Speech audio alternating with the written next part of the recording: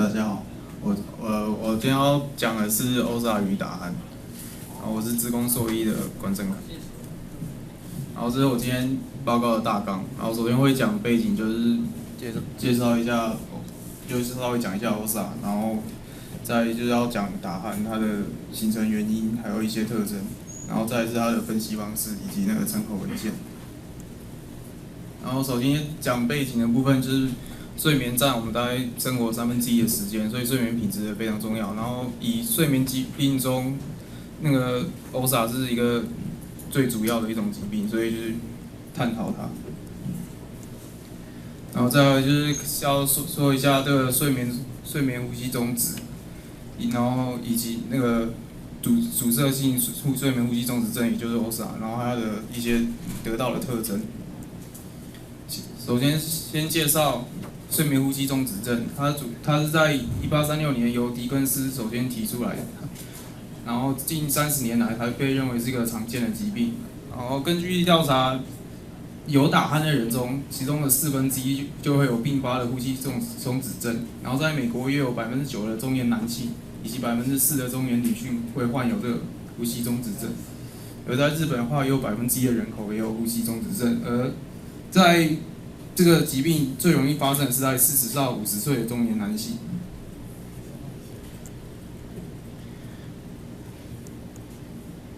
然后再来就是讲一下，就是睡眠呼吸中止症，它主要有3种类型，就是阻塞型、中区型以及混合型。然后其中以阻塞型最为常见。中区型的话，主要的话就是说脑部无法去控制那个肌肉，所以会造成这个睡眠呼吸中止。然后混合型的话，就是综合上面2种。接下来是讲这个主要的主题，就是 OSA 那个阻塞型的睡眠呼吸中止症。然后它的主要是说，就是那个上呼吸道的坍塌导致那个呼吸的终止，然后要超过10秒或是那个降低，就是阻塞型的睡眠呼吸中止症。这边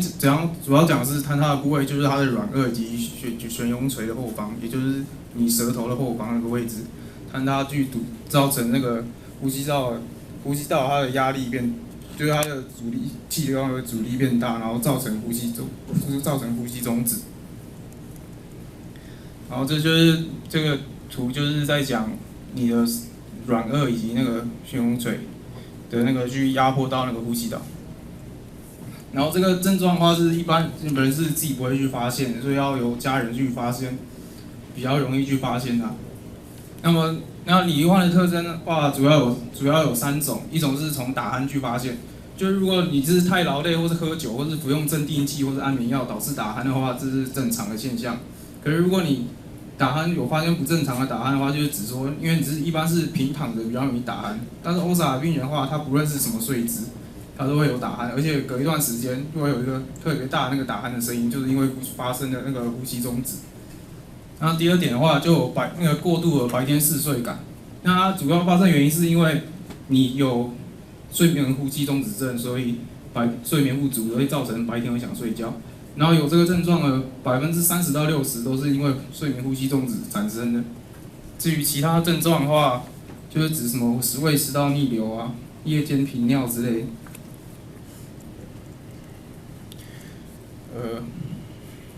就是主要说得到 OSA 会有什么后果，然后它会有一些并发症，例如高血压、心律不整、冠状动脉疾病、心肌梗塞之类。然后如果你是很严重，就是每小时高于20次，会有危及生命，就是会有，比如说你原本就有肺部疾病的，可能会并发那个肺血管的压力过高，然后或是你在开车的时候会让那个精神不容易集中。然后接下来就是我主要介绍的是打鼾，然后我要说它的为什么要使用打鼾以及打鼾的一些介绍。那为什么要选择打鼾的话，它主要有几个原因，是因为最主要原因是一般检测睡眠呼吸阻塞型的睡眠呼吸中止症，主要是使用 PSG。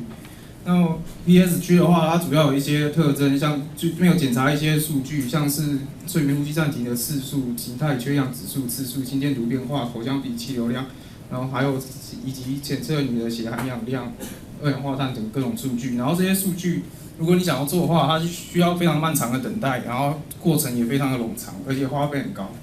所以就希望可以找到一种方式去简单的去取代它的侦测方式，所以就选择了打鼾。然后为什么要选择打鼾的话，是会跟打鼾形成的原因有关。然后接下来就要讲打鼾形成的原因。打鼾的人其实他的呼吸道比正常人来的狭窄，然后他白天侵蚀你的时候，是因为肌肉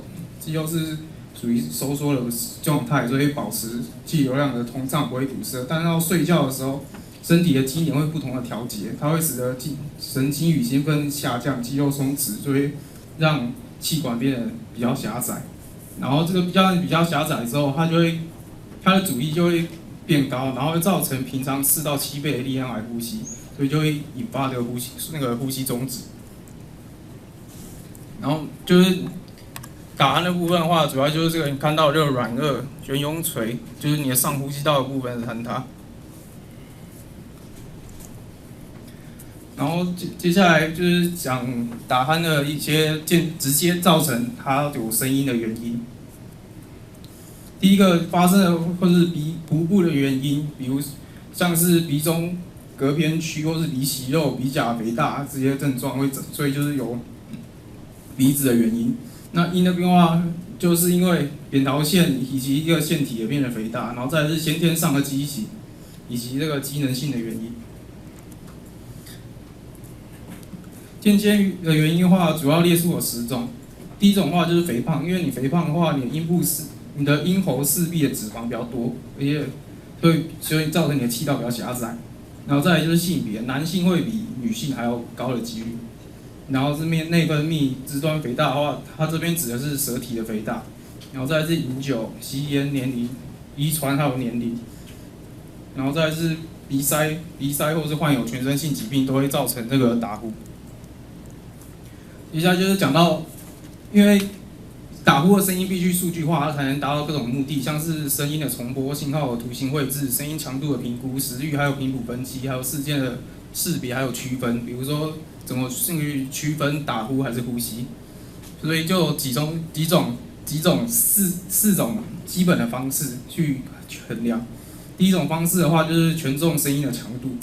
然后权重声音的强度的话，它就可以去模拟感知的强度，去帮助你从麦克风录出来的声音去滤掉一些不必要的讯号。像是有研究指出，像40分贝的时候，就可以区分是打呼还是呼吸，就是超过40分贝就是打呼。再来的话，就是均方根还有这个波峰因子，它主要是拿来判断是否有软腭造成的堵塞，就是你的上呼吸道是不是由上呼吸道堵塞造成的原因。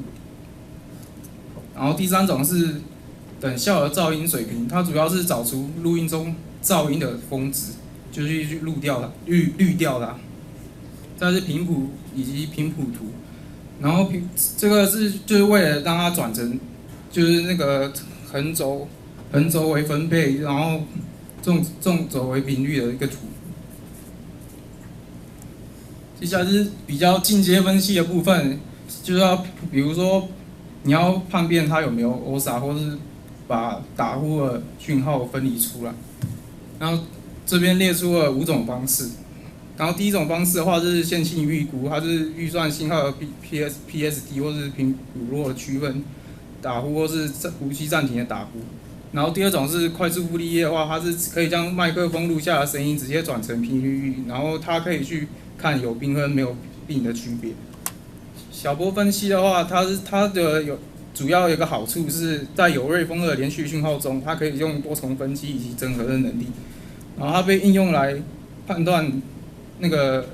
从打呼来判断你是否有 OSA。在这个 HMO 的话，它主要是拿来区分打呼的信号，所以最后的周期是指就是你打呼有一定的周期，所以可以借由周期来判断是否是打呼的讯号。然后这是我的参考文献。